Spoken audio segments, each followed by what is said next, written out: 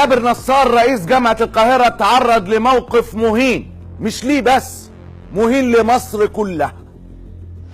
ده حصل ان انا عندي وفد اسباني، وبعدين جاي كلية من الكليات، فنزلنا، فمن سوء الحظ نزلنا وقت صلاة الظهر. داخل الكلية لقيتها مقفولة بإيه؟ الناس بتصلي في حوش الكلية.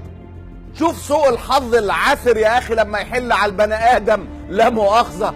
الراجل أحرج وبقى عرق ومرقه، معرفش يقول إيه للوفد.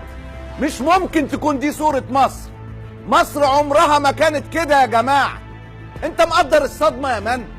وفد اجنبي نازل يتفقد جامعة القاهرة اللي المفروض ان هي مشعل من مشاعل التنوير، يصدم بمئات المصلين الساجدين الراكعين المسبحين المستغفرين الارهابيين. لا لا لا لا، مش ممكن. طب وانت عملت ايه يا جابر في الكارثة دي؟ فقال لي فيه ايه؟ قلت له على فكرة ده واحد زميلنا مات واحنا بنصلوا عليه لانه العدد كبير قوي، لانه هذا مظهر لا يليق بفريضة الاسلام. ولا اضطريت اكذب عشان خاطر مصر. الحمد لله ان جابر نصار انقذ سمعة مصر، والا كنا هنضيع، وكل اللي بيعمله المجدد الديني السيسي ابن سلول كان هيضيع هدر. المصيبة ان جابر نصار بيتكلم بأريحية شديدة، وللأسف واضح جدا انه مش بيمارس التعريض ابدا. انا بكلمك بجد، ده مقتنع تماما ان اللي حصل فعل فاضح، وهو استطاع تجاوزه بسرعة بديهته ونبهته. الراجل مؤمن لا مؤاخذة يعني ان الصلاة عار، وان مئات المصلين اللي اضطروا يصلوا جماعة في فناء الجامعة لان سيادته هد الجامع بتاع الصلاة من سنتين لانه كان مستاء منه ومن وجوده.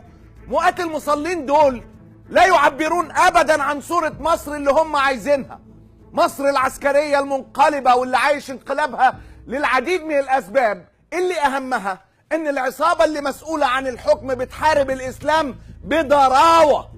اوعى عقلك يوزك ويقول لك معتز بيرتدي ثوب الشرف والتدين الزائف.